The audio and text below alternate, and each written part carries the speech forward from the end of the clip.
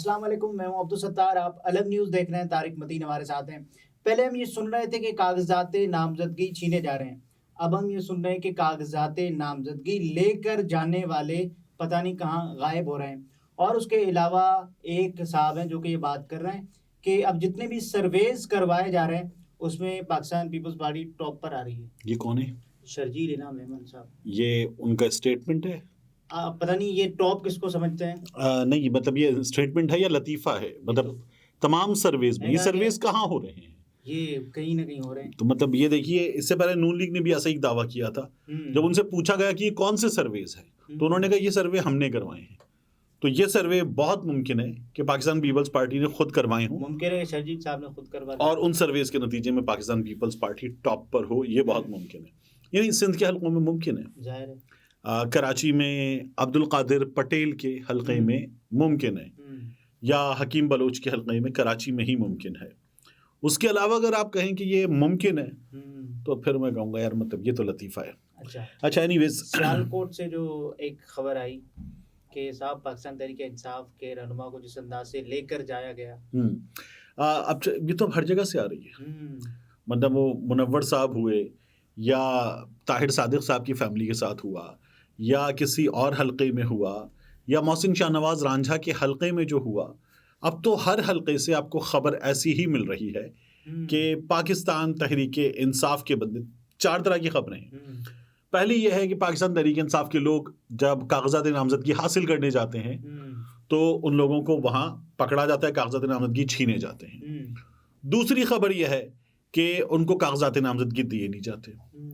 तीसरी खबर यह है कि जब वो कागजात नामजदगी जमा करवाने जा रहे हैं तो उनको वसूल ही नहीं किया जा रहा। और चौथी खबर यह कि बंदा गिरफ्तार हो गया और जिसने ऐलान किया कि इलेक्शन लड़ूंगा वो गिरफ्तार हो गया। तो मेरा तो सवाल यह है कि भाई इससे बेहतर है, देखिए इन फैसलों से क्या होगा? कोई शख्स गिरफ्तार होगा, गायब होगा, मार कुटाई होगी उसके साथ, तो क्या होगा? उसके घर वालों को तकलीफ होगी। ठीक है, तो एक बहुत बड़ी तादाद में ये 266 लोग हो सकते हैं ना, 266 नंबर है ना, तो ये लोग हो सकते हैं 266। अब इन 266 घरानों को, यानी कि हजारों लोगों को, और अगर ये सूबाई असेंबली के उम्मीदवार हों तो और बड़ी तादाद हो जाती, तो इन हजारों लोगों को तकलीफ देने से बहुत बेहतर है कि आप कहें जी बल्ला नहीं होगा, पाकिस्तान तहरीक इंसाफ नहीं होगी, ये इंतखाबियों में हिस्सा ले ही नहीं हो सकते, इलेक्शन ही ना कराएं। हाँ, तो और फिर मुल्क के पैसे बचाएं, जाहिर है, मतलब ये वाला काम हो जाए और अल्लाह अल्लाह खैर सल्ला। इसके बजाय आप ये पूरा प्रोसेस भी अंजाम दें। आप ये कह रहे हैं कि यार साफ शफाफ होंगे और तमाम तरह एक्टिविटीज ये बता रही हैं कि किसी तरह भी ये साफ शफाफ नहीं है। नहीं, आप कह रहे हैं कि साफ शफाफ इलेक्शन होंगे। इस ऐलान को सुनकर कोई भी शख्स इलेक्शन लड़ने के लिए जब आता है, इस प्रोसेस में हिस्सा लेने के लिए आता है, तो आप कहते हैं आप उसके साथ फिर ये करते हैं। यही हो रहा है ना इस वक्त, हमारा सिस्टम यही काम कर रहा है लोगों के साथ। अगर कोई कुछ भी करे तो उसको पहले कहा जाता है आ जा, जब वो आ जाता है तो उसको आप कहते हैं तो ये इस वक्त हमारे इस इंतखाबी अमल में हो रहा है। क्या हो रहा है? हाँ, तो बस यही हो रहा है, इसके अलावा कुछ हो नहीं सकता। देखिए, खेलेंगे ना खेलने देंगे। देखिए, अंसार अब्बासी साहब ने अभी एक स्टेटमेंट दिया है अपनी वीडियो में भी और रोजनामा जंग में लिखे गए अपने तज्जिए में भी। अंसार अब्बासी साहब ये कह रहे हैं अपने उस तज्जिए में कि अगर पाकिस्तान तहरीक इंसाफ इलेक्शन जीत जाएगी, और वो ये कह रहे हैं कि जीत जाएगी, वो ये कह रहे हैं कि मकबूल है, अगर पाकिस्तान तहरीक इंसाफ को जो free fair and level playing field दी गई तो जीत जाएगी। और यानी फेयरली जीत जाएगी ना, फिर तो बिल्कुल यही कह रहे हैं। और उसके इलेक्शन जीत जाने से मुल्क को नुकसान हो जाएगा। क्योंकि उसके इलेक्शन जीत जाने से डे वन से, ये अंसार अब्बासी साहब का ये भी अगला मफरूजा है कि उसके इलेक्शन जीत जाने से डे वन से फौज के साथ कन्फ्रंट्रेशन शुरू हो जाएगी। तो ये कन्फ्रंट्रेशन पाकिस्तान के लिए नुकसानदेह है, तो पाकिस्तान को नुकसान होगा। मतलब ये किस तरह के लोग हैं? ये तो आप जमहूरियत की भी बात करेंगे, मतलब आप जमहूरियत की भी बात करेंगे, आप वोट की भी बात करेंगे, आप प्रोसेस की भी बात करेंगे, आप कह रहे हैं और उसके बाद आप फस्तायत की हिमायत करेंगे। इलेक्शन फ्री एंड फेयर ना हो। ऐसे लोगों के बारे में दूसरे गोला से आए हुए पीके ने फरमाया था ये रॉन्ग नंबर है, ये रॉन्ग नंबर है। ठीक है ना, मतलब आप किस तरह से, नहीं, इनका रिमोट है, फिर क्लियर है, इनका रिमोट है किसी और के पास है। ठीक है ना, इसलिए ये रॉन्ग नंबर है, और थोड़े बहुत नहीं, इंतहाई दर्जे के रॉन्ग नंबर है। मैंने इनको टैग करके अभी थोड़ी देर पहले, अभी हो रहे हैं, जब ये वीडियो हो सकता है लोग देखें तो थोड़ी देर हो जाए, लेकिन इस वक्त हो रहे हैं तकरीबन 6:25। ठीक है। तो मैंने इनको कोई 6:10 पे लिख दिया कि आप रॉन्ग नंबर है, टैग करके लिखा, और आप गैर जमहूरी कुव्वतों के कासालेस हैं। तो मुमकिन है कि एक और शख्स ऐसा हो जो मुझे ट्विटर पे कर दे ब्लॉक। अच्छा, अच्छी बात तो एक और एजाज आपके लिए। अच्छी बात है, हो जाए। लेकिन मतलब यार ये किस तरह के लोग, ये वो लोग हैं जो कहते थे उन्हें इसहाक डार की याद तो आती होगी, है ना? और अब वाकई याद आ रही है, पूरे पाकिस्तान को याद आ रही है इसहाक डार की। कैसा फ्रॉड आदमी था जो ये कह रहा था मैं जहाज में बैठा, सिस्टम ने काम शुरू कर दिया, ऐसे हो गया वैसे हो गया, और उसके बाद कह रहा है उसने किया था। जब तुम आई नहीं थे और तुम जहाज में बैठे थे तो सिस्टम काम शुरू कर चुका, तुम हो, और जब तुम आ गए और तुम नाकाम हो गए और तुमसे डिलीवर नहीं हुआ तो फिर उसने किया था। ऐसे फ्रॉड लोग हैं ये सारे के सारे। अच्छा, एनीवेज, इमरान खान साहब के कागजात नामजदगी जी, अब तो खैर फैसला आ गया, जाहिर है कि वो जो दरखास्त थी फैसला मुअत्तल किया जाए, फैसला मुअत्तल किया वो जाए, दरखास्त मुस्तरद हो गई, वो दरखास्त हो गई है मुस्तरद। तो इमरान खान साहब की नाअहली बरकरार है, ठीक है।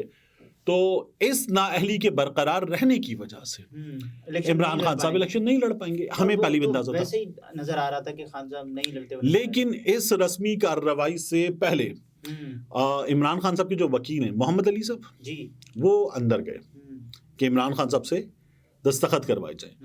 तो उनके पास न सिर्फ ये कि वो फाइल थी जिसमें इमरान खान साहब के पेपर्स थे, पाकिस्तान तहरीक इंसाफ के वकला राय मोहम्मद अली और बिलाल उमर बोदला एडवोकेट इमरान खान से कागजाते नामजदगी दस्तखत करवाने अडियाला गए।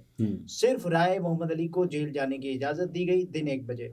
4 घंटे गुजरने के बाद जेल इंतजामिया ने बिलाल उमर बोदला को बताया कि राय मोहम्मद अली तो जा चुके हैं।